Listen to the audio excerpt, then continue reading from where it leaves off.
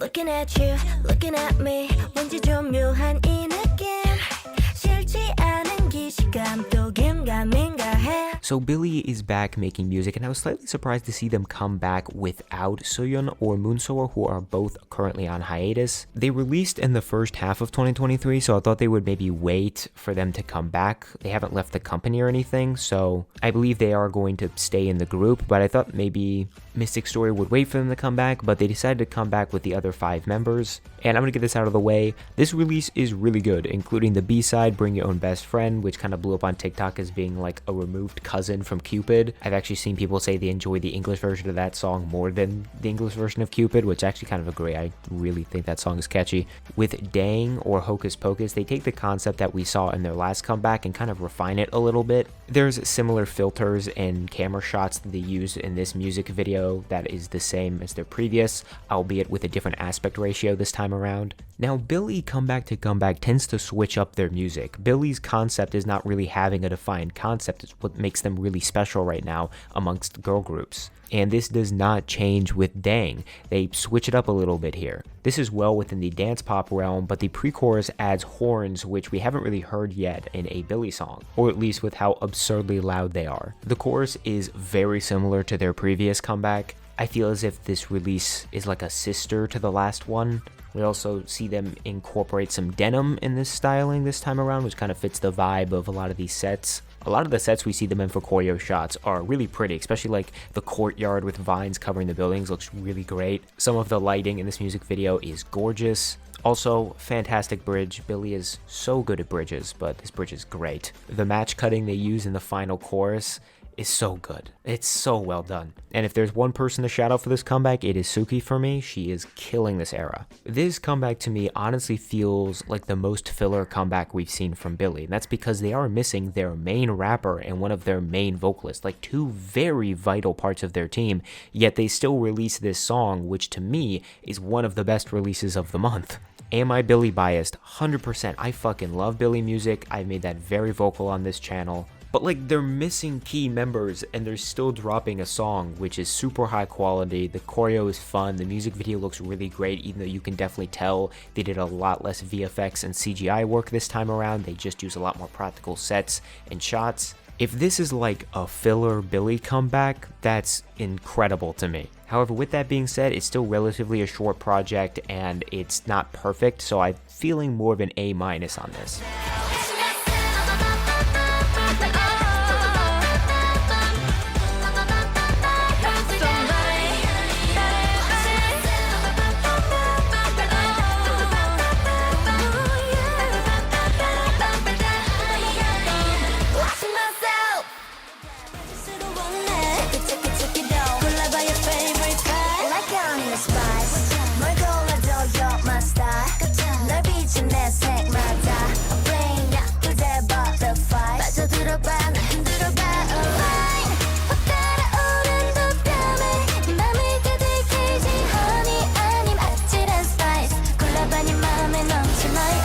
I want to talk about Lightsum's Honey or Spice. The last time that Lightsum had come back was in May of 2022, and since then they had lost 2 members. They've never been incredibly popular as a group. Their debut caught some traction, but it didn't really lead to anything. They had a comeback called Vivace, which is the most IZ*ONE sounding song since IZ*ONE has disbanded that I have literally ever heard. Like, seriously, go listen to that song. Someone on that production team had to have worked with IZ*ONE because it sounds like Fiesta and Violetta had a child. Then they came back with Alive, which I thought was pretty good, and then radio silence for like a year. Recently, one of the members participated on Queendom Puzzle, and even though she got eliminated in the first elimination round, I believe, it still is going to bring a little bit of attention to your group, and I believe it has. The only reason that I actually checked out this comeback was because of TikToks I saw of people saying this song was really good. Now, I will say, as of me recording this, I have not listened to the entire project. I just haven't really found time to do it, but I will be talking about the title track. I will say, this comeback is the surprise of the month for me. I really like this song. The name itself gives away the entire concept of the song. It's Honey, or the lighter, cuter concept, or Spice, which is the kind of more mature, sexier concept. I think the music video for what they're given is pretty good. I like a good amount of the styling as well, and I really like some of these members' on-screen energy. In specific, and I may mess up some of these names, I apologize, Jooyeon, Chowon, and Nayoung. I really love what they bring on stage, and they're all great performers. And I really like the production of this song too. There's a lot of these brass horns they use. There's some like aespa hyperpop-esque synth lines they use at times. The song itself is very bouncy. The instrumental during the chorus is pretty removed. I particularly like the second part of the chorus where Nayoung comes in and the instrumental kind of builds up. The bridge seriously gives me aespa vibes with the synths they use. Like, I heard it and I was like, wow, this really sounds like an aespa song. The final chorus has this section where I can't tell if they're match cutting or editing the different outfits onto the members, because if they're match cutting, these formations are so precise. And I also love the breakdown in that last part of the chorus as well. This is a really fun song, really a surprise of the month. I didn't even know this was coming out, and a lot of people talked about it, and I'm glad I checked it out because I really dig the song. I'm not sure what the sales numbers look like yet, so I'm not sure if this is going to help propel them back into the scene after they've been gone for so long. They're under Cube, and we know how Cube likes to treat groups that aren't named G-Idol, so hopefully this gains them some traction because I think they did a really good job here. I'm going to give this a solid B+.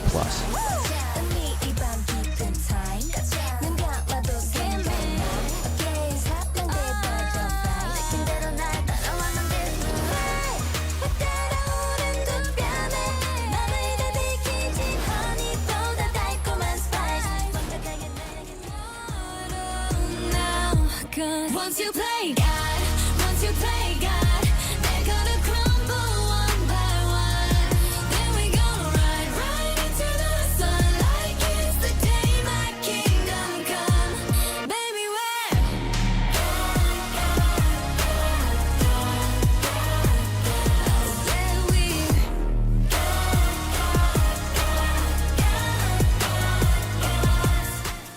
For Worlds 2023, League of Legends partnered with NewJeans to create their yearly anthem song. Every year, League of Legends creates this kind of hype anthem song to get people excited for the Worlds tournament. Last year, they partnered with Lil Nas X, and that song was not liked by a lot of fans because it just wasn't really hype enough. A lot of League of Legends fans take their world songs very seriously, so I was very interested to see the approach that they would take with NewJeans. NewJeans live in the more pop R&B space, so imagining them on an anthemic hype song for League of Legends was pretty difficult to comprehend, but I think they pulled it off quite well. I would actually go as far to say that Gods is probably a top 4 anthem song for me for Worlds. The animation for the music video is insane, as it always is, but the song quality itself took a big step up in comparison to last year's World song. I think vocally the members sound really good on this, and I think it does scratch that itch that a lot of Worlds fans had after last year's release. It is really cool to see NewJeans on a song that is so vastly different than the rest of their discography. I like it so much that I actually kind of want them to tackle this music in their own discography if they have the chance. Right now is the perfect time for NewJeans to flip the script and change some of their sounds in their discography, because so far they have kept a pretty similar theme through most of their songs. Me and others complained on the Get Up EP for the similarity in some of the songs, so I think tackling concepts like this in their discography would be pretty interesting, even though I honestly don't expect it. Gods is one of my standouts of the month. I'm gonna give this one a solid A-.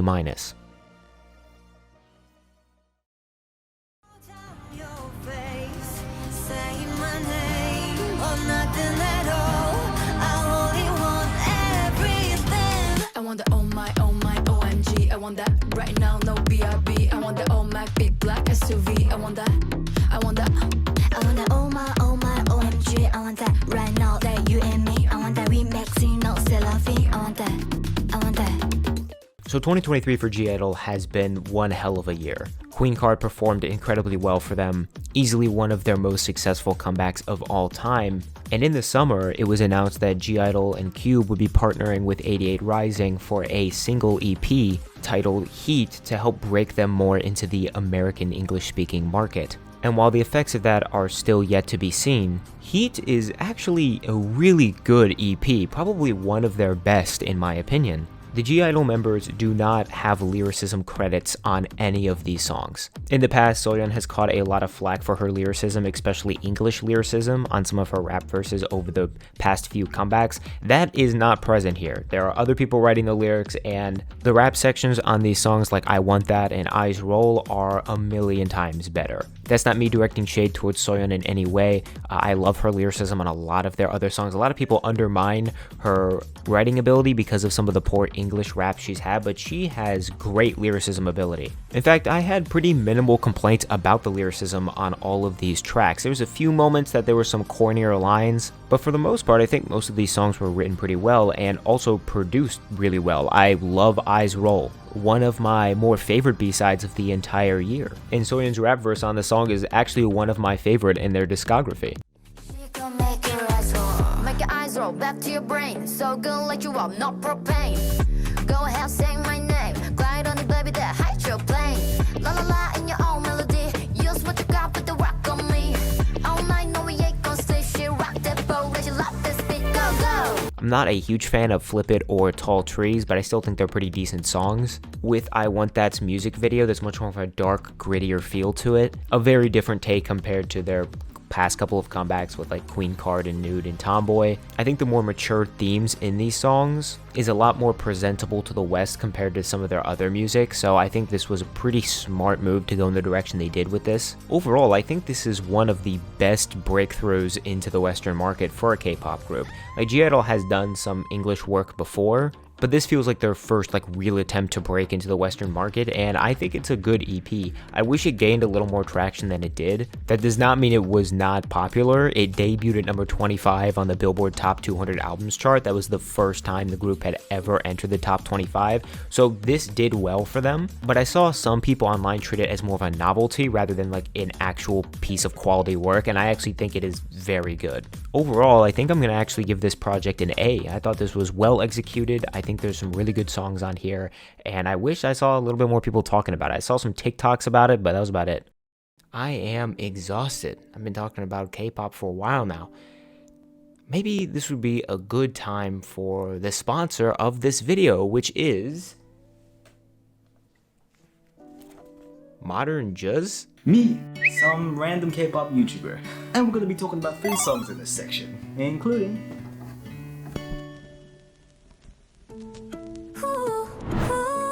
It was about damn time we heard from Chu again, after the whole situation with BBC. BBC, lol. Goddamn Chu has just done it, releasing a track that has the feeling of tranquility. I'm in love with that acoustic melody that's been meshed so well with Chu's vocals in the first part of this track. It almost feels like an acapella with Chu's ethereal vocals, and the simple hum melody is the icing on the cake. However, the composition falls off towards the end, where it feels like they just slapped another chorus in there, just for bands. It's unnecessary, that was.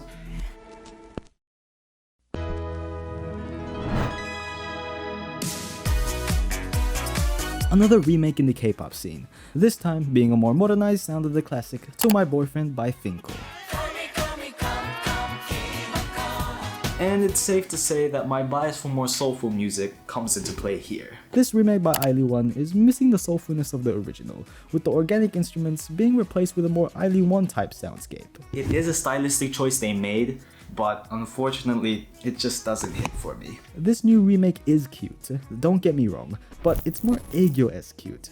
Exaggerated, if you will. Where I much prefer the original's type of cuteness, where you find it cute because they're pouring their heart and soul into the music. It feels more real and lively, but this remake still captures glimpses of the beautiness of its original material, as we move on to 17.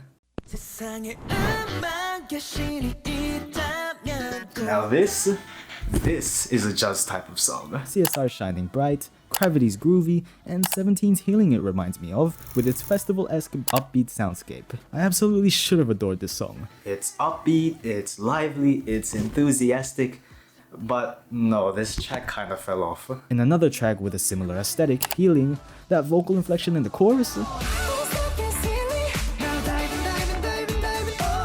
that is distinct, outlandish, and a joy to listen to. Can't stop this healing, now David, oh. Yeah, do I got vocals? Let me know. The dance break is a nice switch, but that's pretty much it. The longevity of the song is lacking for me. but it's still tradition for us to try out 17's dances. And so,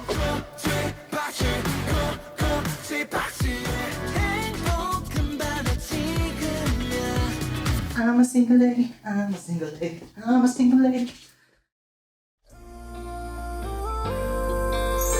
Night to morning, leaves slow motion. I got all I need, you know nothing else can beat the way that I feel when I'm dancing with my girls. Perfect energy, yeah we flawless, yeah we free. There's no better feeling in the whole wide world. Tonight, I don't care what's wrong or right. Don't stop blowing on my light. I can rebel at 59, but nothing can touch me. Perfect Night is Le Sserafim's collaboration with Overwatch, which is not something I was expecting. Quick story time about Gamer Taeju here. When Overwatch 2 first released, I actually played a ton of it, like even more than League of Legends, which I've been grinding right now. I needed a hero shooter to play because I do like that genre of games, and it was just coming out and it was free. I was like, whatever, I'll play it. And I ended up getting to a high ranking gold in every single role before I quit because I realized that Overwatch 2 is kind of a huge cash grab. But I was really surprised to see Le Sserafim partner with them as their first like real collaboration. All throughout October, this was being hyped up. The teasers were sounding really great, and people were saying this was going to be one of Le Sserafim's best songs, and it's boring. I'm sorry, it's boring. It's a fine pop song, like it's perfectly okay for a collab. I'm not mad at this at all, honestly, but the whole song itself has almost little to no variation in its sound. The production stays the same through the entire runtime. It is a boring listen. There are some catchy parts. There are some parts I've been singing to myself. But again, are they catchy because they're good, or are they catchy because they're catchy? To me, they feel like they're catchy because they're catchy. I like some of the animation. I think some of the styling is The English lyricism is like bearable. It's whatever. I will say if it's one thing, I think Yeonjun really owned this song, and I love how Sakura also got more lines. I really like to see that. The choreo has been somewhat of a hot topic. Enche's still a minor in the group, and there are some moves in this group that are kind of just, a little questionable for a minor to be doing. People have taken sides on this matter. My side is that I feel like it's a little odd for her to be doing that move when she's still a minor, but we know HYBE does not care at all about putting minors in that position. The choreo itself is also just very boring and stale. I think they reused some moves from their previous choreos. It's a cute collab, and I'm happy for Le Sserafim because it will bring them some more fans in from the Overwatch scene. I'm also recording this before they've done most of their performances, like at BlizzCon over here and stuff like that, so can't speak on those, but for me, I'm personally just not a huge fan of this song. It's okay. I see a lot of Le Sserafim stands saying, Song of the Year. Definitely not Song of the Year. It's not even a top 6 Le Sserafim Song of the Year. But as a song, I'm not mad about it. It's pretty inoffensive. I just don't really care. Some people will be mad at me for this rating, but I'll give it a C-. It's just kind of forgettable to me. 그런 게 없을 리 없어. 이젠 비공개 모드, yeah. Off the record night, this late night conversation 멈추지 않아. No more time, no more camera vibe. This late night conversation 잠들지 않아. Pick it from the ground, yeah. 더 가까이 모여 앉아. 참 모든 걸 털어놔. After record night, this late night conversation 멈추지 않아.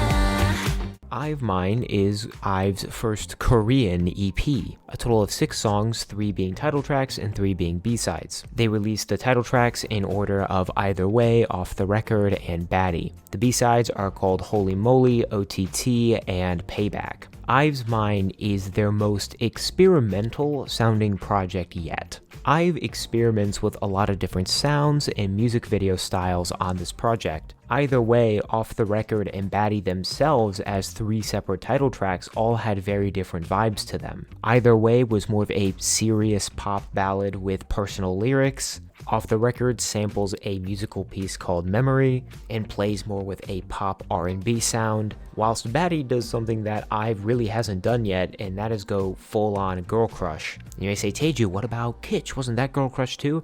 I honestly think Kitsch is closer to a satire of girl crush, if anything, but Batty is just straight up girl crush, which is something they haven't really done with their music yet, and thus it became quite dividing amongst the K-pop community. Was it a good track? Was it a bad track? Now, I think the real question to take from this project is, will IVE keep experimenting with their sound to find something new, or are they going to return to their elegant posh concept that we saw through their previous releases? I'm someone who's personally in the boat that they should keep experimenting with their sound. They are still a relatively new group in the scene, and I think this is the perfect time to experiment with a sound that really works. Not saying songs like I Am, Afterlike, and Love Dive didn't work, they were very successful for them, but it's best to combat stagnation with your music early rather than waiting too late to do it. Over the course of time of me listening to K-pop, I've realized that I love experimental music and I love it when groups try something new. So I'm all for IVE attempting newer sounds and releasing 3 different title tracks with 3 distinctly different concepts and sounds. As for these B-sides, none of them are my favorite from their discography. In fact, I would argue that a lot of what's on their first full-length album is better.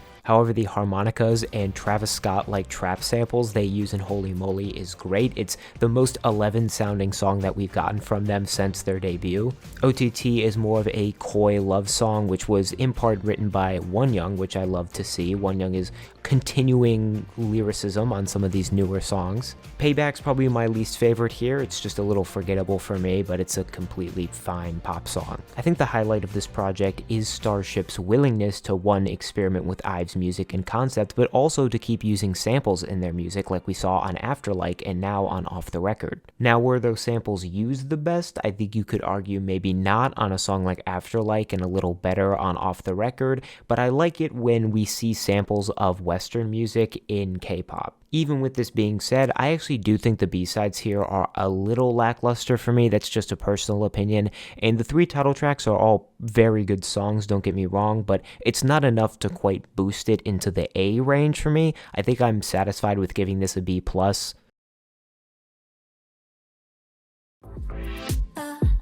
Baby, come on, come on, come on. Wanna love you harder. Wanna make it louder. Wanna listen to you. Baby, you're my favorite song. 'Cause you feel like music. And I just won't lose it. Boy, you got me loving. Baby, come on, come on, come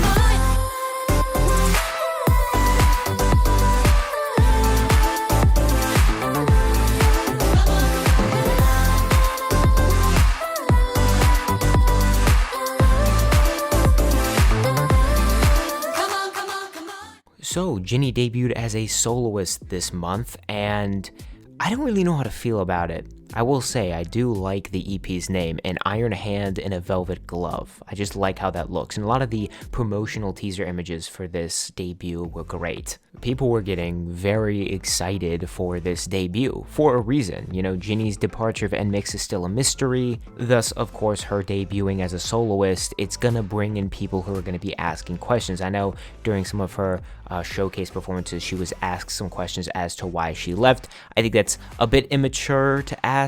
I know we're all curious as to why she left, but I could care less why she did. I'm just happy that she seems like she's happy making her own solo music. I think that's what's important. Now, for the music itself, it's okay. it's okay music. There are 5 tracks on here, including a Korean version of Come On, the EP opener, Here We Go Again. Fine pop song. I do like some of the diversion it does in the chorus, but it's not enough to hold me over. I like Dancing with the Devil and some of the motifs it goes with. I do like that kind of orchestral vocoder they put over her voice throughout the chorus, but that's about it. I think the guitar runs itself dry throughout the playtime. Some interesting themes there, but I don't think it's executed as well as it could have been. Then there is the main lead track, Come On, featuring Amine. I'm interested to hear the story on who was able to reach out to Amine for him to feature on this. It's a really random feature. I'm not saying Amine could pull off being on a song like this, but his verse is like 12 seconds long, and it's barely longer than like 2 full sentences. This doesn't feel at all like a feature to me. It feels like he kind of just shows up for a couple seconds and then leaves. There's no music video feature. I think we did get a picture of like him and Jenny together in the studio, but like this is not a feature to me. I was actually kind of taken aback how short it was after listening to this song for the first time. The song itself to me is okay. I do like the chorus sections. It sounds like something that would come out in like mid to late August. Definitely like a cooler summer, borderline fall type song with its synth pop tropes. It's a fine song, but my biggest gripe with honestly a lot of the songs on this is really her line delivery, and her on-screen presence, specifically in Come On, is very robotic, and it just doesn't feel like there's a lot put into it. I'll give her a slight pass here because it is her debut after all, but man, it just did not feel like there's a lot of emotion like put into these lines. Like I wanna feel these lines, and I'm not getting anything from them. I also caught them like adding vocoders or auto-tune or something over Jini's voice to almost mask it in a way. Not saying that Jini is a bad vocalist by any means. I believe she is very talented, but I didn't really see that raw talent a lot on this whole project. And we come to Bad Reputation, which honestly might be my favorite song on the entire EP. It's only 1 minute and 54 seconds long, which is a crime because this arguably does the most to showcase her off both as a dancer but also a vocalist on this entire EP. I think some of her best vocal moments are on this song. So I'm wondering why they decided for this song to be the song that is 1 minute and 50 seconds long. I think I came off as a little pessimistic in this review, but I am really happy for Jenny for debuting as a soloist. This is only her stepping stones into the career as being a soloist. I guarantee she's going to become a better vocalist, a better dancer, a better performer, a better soloist, like years from now, right? I typically am not too harsh on soloist debuts because it is their debut after all. I'm sure Jini will do nothing but improve, and I expect that with her next project, but this one personally for me did not do anything really, so I'm gonna give it like a C-. Before I end the video, I do want to give a shout out to ModernJuz for coming on to this video and sharing some of his thoughts on some of the K-pop releases this month. He absolutely did not have to, but he put in some great editing work to make a little segment here for the video. I would recommend and go check out his monthly reviews as well. I think his editing style in those videos is great. I thank him for coming on and being part of this video, and I thank you for staying the entire time and watching the video all the way to this point. Leave your thoughts down below about all these different comebacks. Again, this is all our subjective opinions, so don't grill us in the comments for our musical opinions and our tastes for this month. Leave all those thoughts respectfully in the comments below, and I will hopefully see you guys in another monthly review at the end of November.